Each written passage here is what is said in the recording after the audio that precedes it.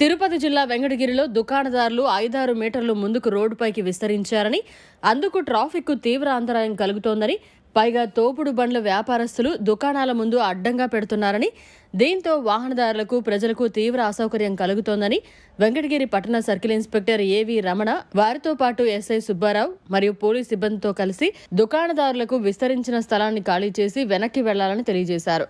అంతేకాకుండా వ్యాపారస్తులు వారి స్వలాభాల కోసం 5-6 మీటర్ల దుకాణదారులకు మధ్యన తోపుడు బండ్ల వారు ముందుకు రావడంతో వీధుల్లో ఇరుగ్గా మారిందని, ముఖ్యంగా ఆటోల వల్ల ఆర్ట్స్ సెంటర్ వరకు చాలా ఇబ్బందిగా ఉందని, అంతేగాక వెంకటగిరి గ్రామశక్తి స్వరూపిణి శ్రీ శ్రీ శ్రీ వెంకటగిరి పోలేరమ్మ తల్లిని దర్శించుకునేందుకు వచ్చే భక్తులకు కూడా కార్లకు, స్కూటర్లకు కూడా పార్కింగ్ లేకుండా పోయినందువలన భక్తులు మరియు ప్రజలు ఇబ్బంది పడుతున్నారని వాహనదారులు మరియు స్థానిక ప్రజలు వాపోతున్నారు.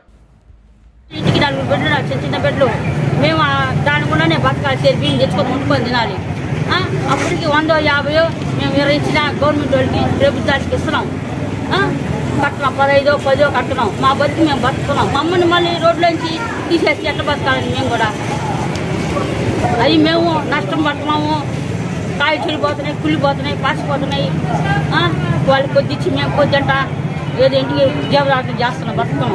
సార్ మీరు దయించి పోలీసు వాళ్ళకు నమ్మకించి మమ్మల్ని చూడాలి. అంగళ్ళు పెట్టుకొని 30లు 50లు ఇచ్చి ఏదో మాకు శక్తి కొద్ది ఇచ్చి మేము బతుకుంటున్నాం, పిల్లల్ని పోషించుకుంటున్నాము. అందరికీ ధన్యవాదాలు. మీరే కన్నిచ్చండి. నా పేరు ఏవి Ramana, circle inspector of police Venkatagiri. మనకి వెంకటగిరి టౌన్లో నానాటికి ట్రాఫిక్ ఇబ్బందికరమైనటువంటి పరిస్థితి ఏర్పడతా ఉంది.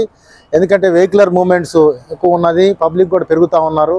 ఒకప్పటికి ఇప్పటికీ వెంకటగిరి టౌన్ అనేది డెవలప్ అవుతూ ఉంది. దీనికి అనుగుణంగా మనకి రోడ్డు వెడల్పు అనేది లేదు.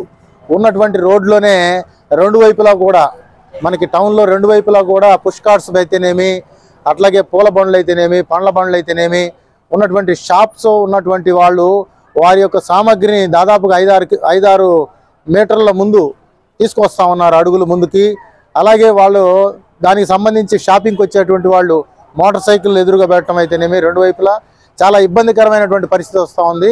ఎదురెదురుగా వాహనాలు వెళ్ళాలంటే చాలా ఇబ్బందికరమైనటువంటి పరిస్థితి ఉంది. కాబట్టి దయచేసి షాప్ కీపర్స్ కానీ అలాగే ఉన్నటువంటి పుర ప్రముఖులకు అందరికి కూడా విజ్ఞప్తి చేసేది ఏంటంటే, పోలీసు వారి తరఫున ఈ యొక్క రోడ్డుని సాధ్యమైనంత వరకు మార్కింగ్ వేసాం మేము. రెండు వైపులా కూడా మార్కింగ్ చుట్టూతా మనకి ఈస్ట్ స్ట్రీట్ కానివ్వండి, రాజా స్ట్రీట్ కానివ్వండి, అలాగే ఆర్చి సెంటర్ నుంచి పాత బస్ స్టాండ్ వరకు కానివ్వండి, అలాగే సింధు మెస్ రోడ్లో కానివ్వండి, ఇవన్నీ కూడా మనకి ఇబ్బందికరమైనటువంటి పరిస్థితి, ట్రాఫిక్కి అంతరాయం కలుగుతూ ఉంది.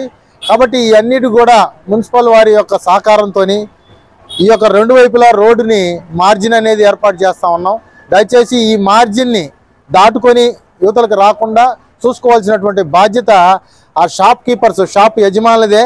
కాబట్టి ఏదైనా షాప్ ముందు కనుక పెట్టినట్టయితే ఖచ్చితంగా షాప్ వాళ్ళ మీద కానివ్వండి, ఆ పెట్టినటువంటి వాహనాల మీద కానివ్వండి, అలాగే పుష్ కార్ట్స్ కానీ ఏదైనా సరే పండ్ల బండ్లు కానీ పెట్టినట్టయితే వాళ్ళ మీద కానివ్వండి 1-2 సార్లు హెచ్చరించి 3వసారి తప్పనిసరిగా వాళ్ళ మీద కేసులు అయితే నమోదు చేయడానికి మేము సమాయత్తమవుతున్నాం. కాబట్టి దయచేసి ఇదంతా పబ్లిక్ పర్పస్, ట్రాఫిక్ అంతరాయంగా లేకుండా చేయడంలోనే ఉద్దేశపూర్వకమే కానీ ఎవరిని ఏదో ఒక ఇబ్బందికరమైన పరిస్థితి సృష్టించాలనేటువంటి ఉద్దేశం మాకు లేదు. కాబట్టి అందరూ కూడా పోలీసు వారికి సహకరించాలని కోరుతా సెలవు తీసుకుంటున్నాను. వీధి విక్రయదారుల సంఘానికి నియోజకవర్గ ప్రెసిడెంట్ని ఈ రోడ్డు ఎడల్పు చేసే విధానంలో చాలామంది వాళ్ళ జీవనాధారం కోల్పోయే పరిస్థితి ఏర్పడింది. నేను పోలీసు వారికి చెప్పుకోవటం ఏంటంటే, కొన్ని సంవత్సరాలుగా ఈ ఈది వ్యాపారాలు చేసుకొని వాళ్ళ బిడ్డల్ని వాళ్ళ పట్టు పోషించుకుంటున్నారు. వాళ్ళకి ఎటువంటి అన్యాయం జరగకుండా పోలీసు వారు కేటాయించిన స్థలంలో వాళ్ళని వ్యాపారాలు చేసుకునే తట్టు పోలీసు వారు ఆజ్ఞాపించవలసిందిగా మరి కోరుతున్నాము. ఈ ఈదికి వచ్చి ఒక 15 మంది ఉంటారు. ఈ 15 మంది ఏంటంటే జీవనాధారం కోల్పోతారు. వాళ్ళు ఫుట్పాత్ మీదనే బతికే వాళ్ళు. కాబట్టి వాళ్ళకి ఈ 15 మందికి ఇక్కడ వ్యాపారం చేసుకునే దానికే అనువైన స్థలాన్ని కేటాయించవలసిందిగా పోలీసు వారిని ప్రత్యేకంగా కోరుచున్నాను.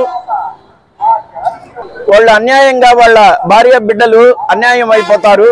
కాబట్టి దీన్ని దృష్టిలో ఉంచుకొని పోలీసు వారు మాతో కూడా సహకరించవలసిందిగా మిక్కిలి ప్రార్థిస్తున్నాం. ఇంజనీరింగ్ విద్యపై అప్పటికీ ఇప్పటికీ ఎప్పటికీ చెరిగిపోని ముద్ర వేసిన ఏకైక విద్యా సంస్థ నారాయణ. రేపటి ప్రపంచాన్ని శాసించబోతున్న AI టెక్నాలజీని అందిపుచ్చుకొని విద్యారంగంలో వస్తున్న మార్పులకు అనుగుణంగా విద్యా విధానాన్ని మార్చుకుంటూ విద్యార్థుల్లో మేధోశక్తిని పెంపొందించేందుకు ప్రత్యేకమైన ప్రణాళికతో కోర్సులను అందిస్తున్న అపూర్వ విద్యా సంస్థ నారాయణ. NAC మరియు NBA గుర్తింపు పొంది 27 సంవత్సరాల అనుభవంతో అత్యున్నత ప్రమాణాలతో ఇంజనీరింగ్ విద్యకు సరికొత్త దశ దిశ చూపుతున్నాయి నారాయణ ఇంజనీరింగ్ కళాశాలలు. అండర్ గ్రాడ్యుయేషన్ మరియు పోస్ట్ గ్రాడ్యుయేషన్ కోర్సులను అటానమస్ కరికులం ఆధారంగా అందిస్తూ 2024-25 విద్యా సంవత్సరంలో 50కి పైగా MNC కంపెనీలలో 600కు పైగా ఉద్యోగ అవకాశాలు పొంది మరియు వాటిలో అత్యధిక ప్యాకేజ్ 12 lakhs per annum సాధించిన ఘనత నారాయణదే. AICTE ద్వారా గుర్తింపు పొందిన idea labs, drones, 3D printer, Juniper network centre of excellence, robotics, IoT centre of excellence ల్యాబులు కలవు. అడ్మిషన్లకై సంప్రదించండి. నారాయణ ఇంజనీరింగ్ కళాశాలలు, నెల్లూరు మరియు గూడూరు. మరిన్ని అప్డేట్స్ కోసం మన HN9 TV ఛానల్ ని సబ్స్క్రైబ్ చేసుకోండి.